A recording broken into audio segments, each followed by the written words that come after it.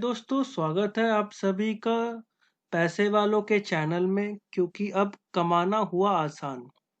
दोस्तों, आज हम देखेंगे वेदांता लिमिटेड के डीलिस्टिंग की प्रोसेस क्या है। हाल ही में आप सभी को मालूम होगा कि वेदांता ने पब्लिक शेयर होल्डर्स को खत्म करने के लिए डीलिस्टिंग का ऑफर लाया था, जिसमें हर शेयर होल्डर को एक राइट दिया गया है 87 रुपीज 50 पैसा पे शेयर्स को वेदांता को वापस देने का। यह बेसिकली एक ऑफर है जिसमें कंपनी हर शेयर होल्डर को एक मौका देती है और उनको बोलती है कि आप अपना शेयर्स जो आप होल्ड कर रहे हैं वो आप कंपनी को लौटा दीजिए और उसके बदले में कंपनी से एक प्राइस ले लीजिए। वो जैसे ही प्राइस शेयर्स को लौटा देती है और कंपनी के पास कुल 90% शेयर्स कंपनी के प्रोमोटर्स के पास हो जाते हैं, तो कंपनी वह शेयर्स को एनएससी और बीएससी से डीलिस्ट कर देती है। ये डीलिस्ट करने की फुल प्रोसेस में टोटल 7 स्टेप्स हैं दोस्तों। आज अपने देखेंगे कि ये 7 स्टेप्स क्या क्या है जिसमें वेदांता को जिसे फॉलो करना पड़ेगा और फॉलो करके ये डीलिस्ट की प्रोसेस पूरी हो पाएगी। दोस्तों, पहला स्टेप है वेदांता के डीलिस्टिंग में, जहां पे उसे शेयर होल्डर्स के अप्रूवल लेना पड़ेगा। यानी कि दोस्तों, आज जितने भी वेदांता के शेयर होल्डर्स है वो एक तरह से वेदांता के ओनर हैं। आज कंपनी को एनएससी या बीएससी से डीलिस्ट करने के पहले प्रोमोटर्स को बाकी ओनर्स से भी एक अप्रूवल लेने की जरूरत पड़ती है।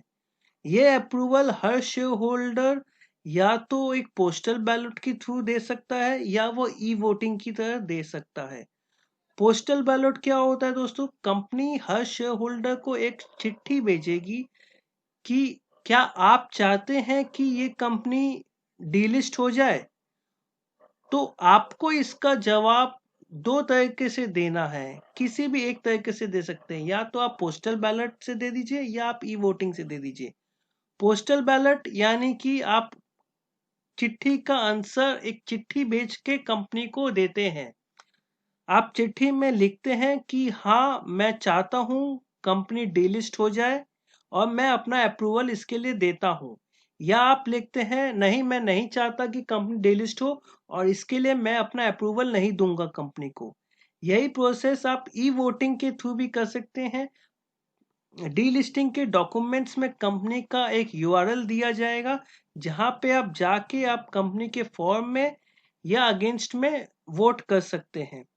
याद रखिएगा दोस्तों, जब तक 2/3 of total public share holders इसको अप्रूवल नहीं देते हैं, तब तक ये डीलिस्टिंग की प्रोसेस स्टेप 2 पे नहीं जाएगी।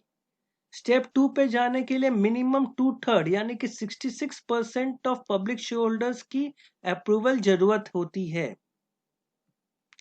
जैसे ही कंपनी का 2/3 शेयर होल्डर्स का अप्रूवल मिल जाता है, कंपनी अपने स्टेप 2 में चले जाती है, यानी कि company reverse book building process को फाइल कर देती है रेलेवेंट स्टॉक एक्सचेंजेस पे।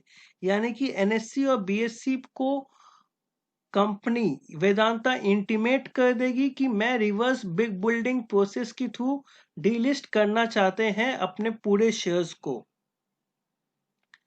एक बार इंटीमेशन कर देती है कंपनी, तो उसके बाद वह स्टेप 3 में चली जाती है, जहां पे शेयर होल्डर्स की जिम्मेदारी है। शेयर होल्डर्स को बोला जाता है कि आप एक प्राइस कोट कीजिए, जिस प्राइस पे आप अपना शेयर कंपनी के प्रोमोटर्स को दे देंगे। इस प्राइस का बेस प्राइस जो है वो 87 रुपीज 50 पैसा पे है। अगर आपको लगता है कि मैंने ये शेयर्स को 140 में खरीदे हैं, तो मैं इस शेयर को 90 रुपए, ये 87 रुपीज 50 पैसे पे क्यों बेचूं? तो हाँ दोस्तों, ये आपका हक है, आप जो प्राइस चाहे उस प्राइस पे कोट कर सकते हैं। आप चाहें तो 130 रुपए में भी दे सकते हैं प्रोमोटर को, आप चाहें तो 150 में भी दे सकते हैं, आप चाहें तो 180 रुपए में भी दे सकते हैं, या उससे ज्यादा में भी दे सकते हैं। हाँ, मिनिमम आपको उसके लिए 87 रुपीज 50 पैसा कंपनी जरूर दे देगी। ये कोटेशन करने का टाइम शेयर होल्डर्स को 5 वर्किंग डेज का मिलता है। हाँ, अगर शनिवार रविवार आ जाता है तो उसे वर्किंग डेज में नहीं गिनते हैं। तो इस टोटल 5 दिन के अंदर अंदर शेयर होल्डर को एक डिटरमाइन करना है एक प्राइस, और उस प्राइस पे उस कंपनी के शेयर्स को, वेदांता लिमिटेड के शेयर्स को, उसे प्रोमोटर्स को कोट करना रहता है। एक बार शेयर होल्डर्स द्वारा कोटेशन फाइनल हो जाता है तो उसके 5वें के आखिरी दिन, यानी कि लास्ट डे पे, एक सारे कोट्स को एग्रीगेट किया जाता है, यानी कि सारे कोट्स को मिलाया जाता है और एक फाइनल प्राइस निकाला जाता है जिसे कहते हैं डिस्कवर्ड प्राइस। डिस्कवर्ड प्राइस ये वह प्राइस है जहां पे एवरेज शेयर होल्डर्स कंपनी को अपने शेयर वापस देने को तैयार हैं। ये प्राइस अगर 145 रुपए हुई, मतलब एवरेज जितने शेयर होल्डर्स हैं वो 145 रुपए में ये प्राइस पे वेदांता के शेयर्स उसके प्रोमोटर्स को देने को तैयार हैं। बुक बिल्डिंग के लास्ट दिन पे जब प्राइस डिटरमाइन हो जाता है, उसके 5 दिन के अंदर अंदर कंपनी को डिसाइड करना है क्या वो उस प्राइस को एक्सेप्ट करना चाहती है या वो उस प्राइस को रिजेक्ट कर देना चाहती है। अगर कंपनी को लगता है यह भाव जो डिटरमाइन हुआ है वो सही है, वो कंपनी वो कंपनी के प्रोमोटर्स यानी कि वेदांता के प्रोमोटर्स इस प्राइस को एक्सेप्ट कर सकते हैं, और ये प्राइस पे फिर फाइनल डील हो जाएगी। जितने भी शेयर होल्डर्स ने अप्लाई किए हैं उनके शेयर्स ले लिए जाएंगे और ये फाइनल डिटरमाइंड प्राइस पे उन्हें वो उनके बैंक अकाउंट में उस रुपए को क्रेडिट कर दिया जाएगा। लेकिन क्या होगा अगर कंपनी को वो प्राइस पसंद नहीं आता है, या उस प्राइस से कंपनी को उम्मीद थी कि कम प्राइस आएगा? उस केस में कंपनी स्टेप 6 में जाएगी, जहां पे कंपनी एक काउंटर ऑफर करेगी हर शेयर होल्डर्स को।